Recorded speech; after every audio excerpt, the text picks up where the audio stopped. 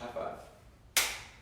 Welcome to 45th Fu. I am Oscar, and this is Mimi. Hello. We are here every Tuesday at 7:45. This is our 58th episode. So if this is the first time you're joining us, we are basically here every week to give you tips and tricks and some advice on how you can continue to do Kung Fu or Tai Chi safely, 40 Fu, when you're over 40. But you know, We'll take you if you're not 40. That's fine because we have love for everybody.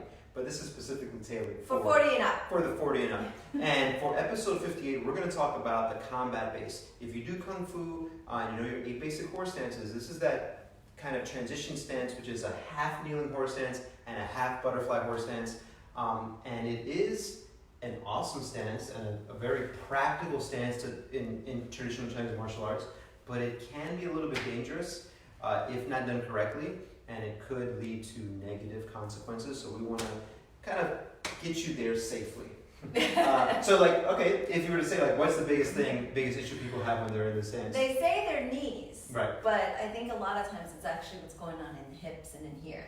And I feel like we just talked about this, but the hips being a bad neighbor, right? Well, we did do the cat horse stance, right? Yeah. Last week. So when you have issues with your knee is usually the victim. That doesn't mean you shouldn't target the knee for specific training, but it's usually the victim, and we want to attack the hip, make sure that it's working correctly. Bam! Attack it as far as making sure that it's working correctly, and it will lead to other things working even better. So, should we get down? We do the checklist. I feel like we need to have a board every week. But checklist, your Oscar's checklist of prerequisites. Okay, so half kneeling horse stance, half butterfly horse stance. The hardest part of this is the butterfly horse stance stuff. So make sure that you are able to do a kneeling horse stance first. Kneeling horse stance is basically a split squat, 90-degree angles. If you can't get into this position comfortably, and you can use this pad. So we're you know, as you get 40 and up, sometimes a really hard surface, you have to get used to it. So if it's your first time doing some kind of kneeling horse stance, putting your knee and your body weight on there, you may need something to protect that. But if you're not able to get here, you've got no business doing the next steps. Work on this first. And if you have questions, and if you have questions on how to work this, we can go over it. But this is the first step. The next step is, I would just say, sit your butt onto your heels. Because what you're going to be able to show is like, can the toes curl under? Does your hip have the minimum requirement of hip flexion to get into this position? So your hip is flexed, your knee is flexed under load. If you can't do this, do not move forward. Then the next step I would say is probably, we call it plantar flexing the ankle, is seeing how comfortable this is. Because from here, if Mimi opens up this top leg a little out to the side, and she already can do half guai mount, half Buddha mount, but for you, you can ease your way into it. So a lot of times you'll see an advanced student jump into the stance. Do not jump into it if you've never done it. Kneeling horse stance, sitting your butt back, pointing the toes back, and then kind of working your way into that position. Yeah, and sometimes you have to just wiggle your way in there. Yeah, and you know, when you're 40 and up, it takes a little bit more time to warm up. The other thing is, what are the main joints that help you get into that looking correct and safe in this position? And so in this where Mimi's at right now, her right knee is up. That right ankle needs a pretty good amount of, your favorite word, Mimi, dorsiflexion, a pretty good amount of being able to flex here, right? From this position. So if you don't have any, if your knee is not able to travel forward, you know, there's a restriction here. It could be some kind of impingement that we need to work through. If this is super tight, then it could be just some kind of soft tissue work to kind of loosen that up. But you need to get the ankle with the heel down to be able to flex. So that's the first step. Anything else we need to add there to this one before we move on? That's the minimum requirement. The second thing is the down hip is internally rotated to be able to come down. So to Mimi's point earlier, a lot of people first complain about the knee. And the reason is you got two joints here that are working. You got your hip and you have your knee. If your hip is super tight and you try to get yourself into this position, the knee is going to try to move and it's going to go more than what it's used to for rotating. And if you had to play a tug of war with the hip and the knee, the hip is gonna win and stay stable, and the knee is gonna give.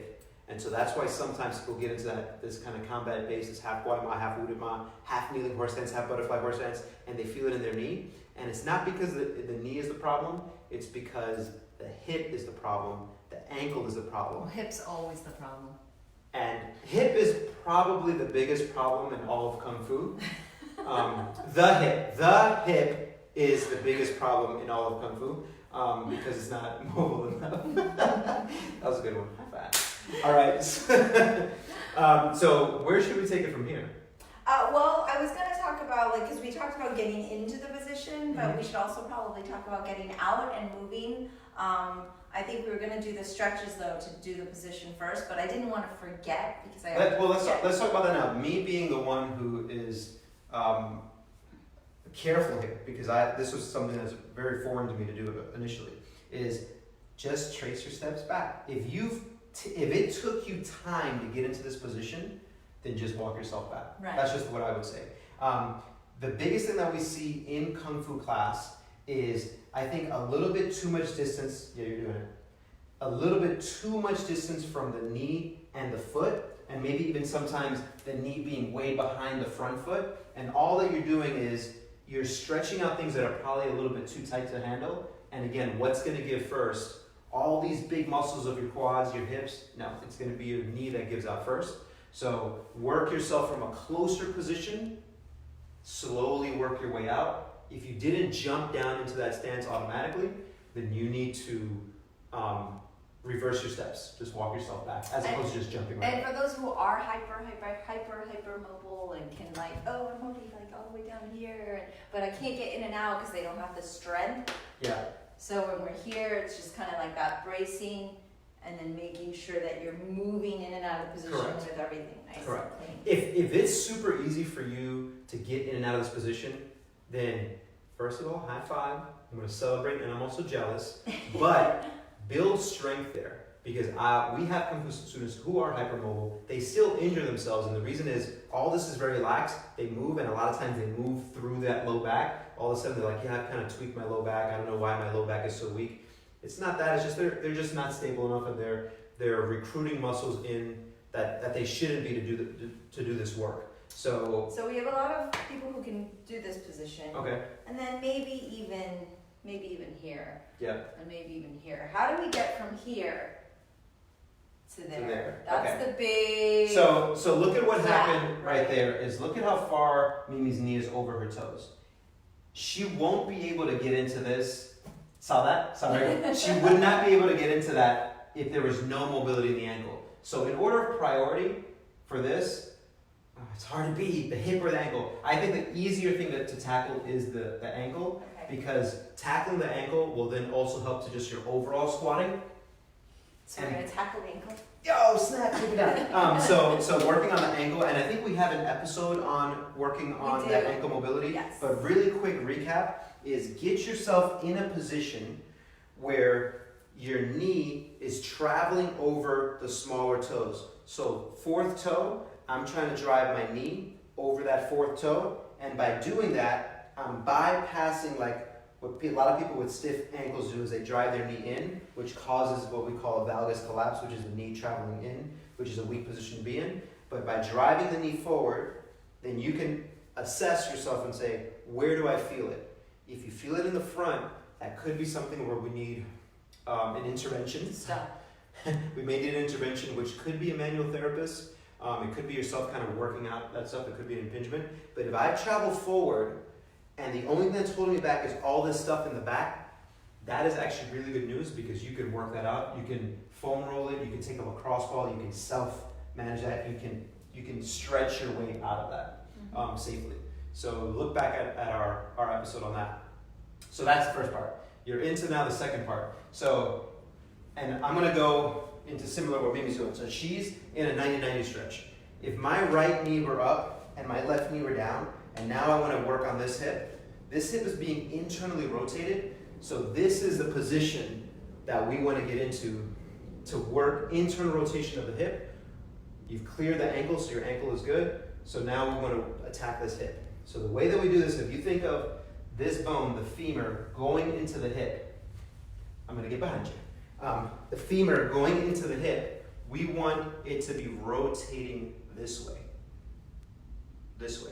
And not only will this be good for your combat base, it's going to be good for your hip overall. You need to have good hip internal rotation anyway. So the way that we're going to have Mimi kind of work on this is two ways. One, she could keep facing forward, and I'm going to have her brace as if she's bracing for a punch, build up some tension, and then let that tension spill towards the rest of the body, and then drive into this left leg, driving the knee, the shin, the foot, all of that down.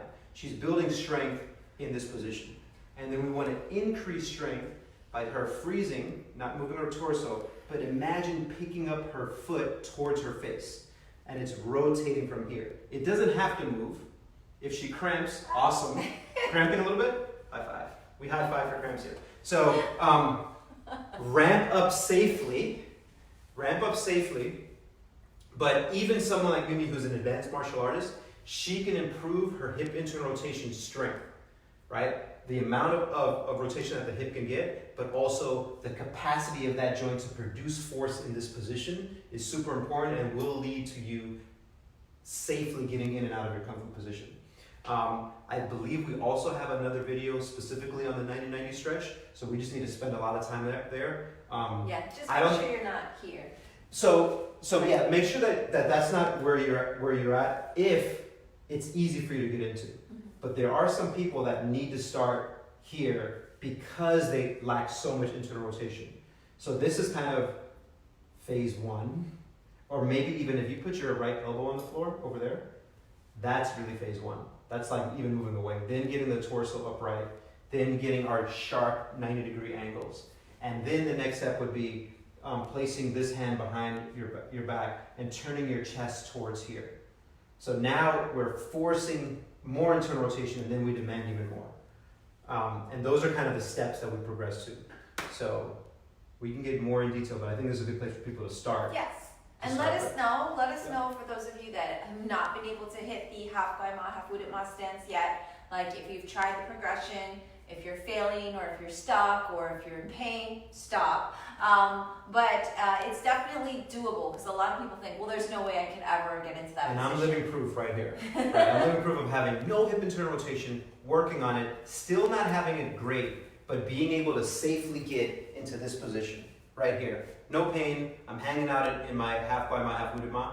The last thing I'll say is that there's some of you who are naturally just have awesome, maybe even too much hip internal rotation. Your ass is pretty much on the floor. There's no pain. You can just hang out right here. And for those people, I would say always go back to good body position. Your upper body, good torso position. Practice being strong, like throwing punches from there. Because what I find is a lot of the people who are very hypermobile, they kind of get into this, I'm going to exaggerate, they're just like Gollum position. Gollum, like Gumby, just relaxed. So you can build strength from that position, doing some kind of positional isometrics from the combat base.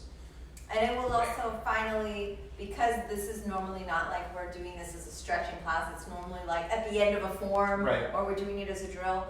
It's completely okay and always advised, like Oscar would say, to modify. So if you feel like you've got to just do this, or if you want to get into the position, but it's going to take you the steps to get there, that's fine. And then like he said, you might want to walk it back in that sequence, versus trying to come out of it and not being ready, and then that is the part where you actually hurt yourself, is that transition movement. So I always tell you, get to the other side, get into the position, find your way there, whatever's going to be comfortable. But I think getting out is where the danger happens. And where you know what? Danger happens. This is an awesome point to finish up with, and we will end it with a little nugget for our Wallum people, specifically Wallum first form.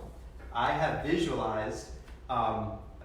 I have seen that double circle block part. Oh, yeah. And Kung Fu students working hard, improving, they get to this move, injury, and they're out because they didn't listen to the basics. And the basics is they kind of traveled from here and just try to drop.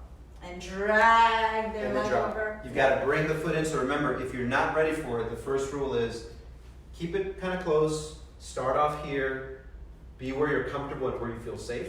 So for those of you Wallum members who are learning first form, Wallum first form, Or the 8 basic punches. or the 8 basic punches, yeah, there you go, or 8 basic punches.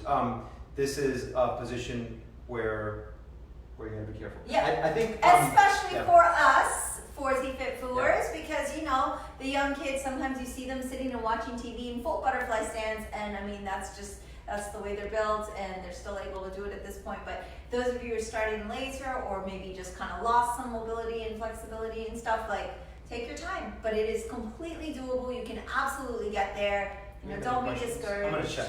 No. No questions for me. All right, cool, awesome. So I would say, please give us feedback. Let us know what you need. We're here to help. And can't wait to see photos of everybody. Send them to us of everybody in their half by mile, half footed mile. So thank you for those joining me on Instagram Live. We just started this last week, so thank you for joining. Facebook, don't forget, every Tuesday, 7:45. Subscribe, tell your friends, let everybody know. We're here for you every Tuesday at 7:45. 40 Fit Food. Peace out.